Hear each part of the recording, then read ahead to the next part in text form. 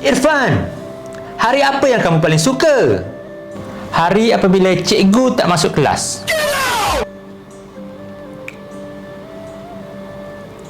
Cikgu, bila ada mesyuarat? Kenapa? Tak sabar cikgu, nak tunggu cikgu keluar. Irfan, kamu breakfast ke tak hari ni? Tak. Kenapa cikgu? Patutlah, kamu nampak tak bermaya je. Kesian kat saya kan cikgu? Kamu nak nasi ke?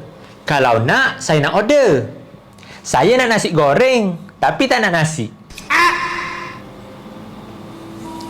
Lepas tu, saya nak sate, tapi saya nak lidi saja. Boleh. Nanti aku rotan kau dengan lidi. Cikgu, kenapa orang jual sate, dia cucuk sate? Sate tu tak sakit ke? Sekarang ni, aku yang sakit hati dengan kau.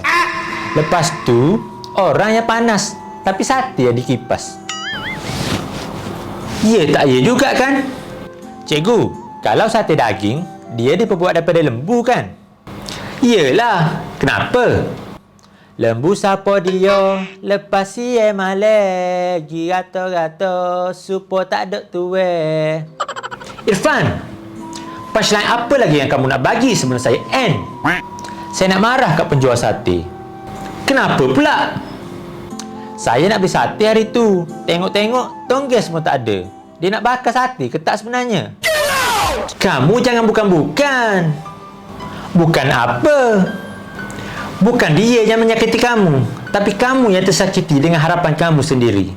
Dunia pasti ada akhirnya. Bintang-bintang pun ada umurnya. Maka tenang saja kita di sini berdua. Nikmati sementara yang ada.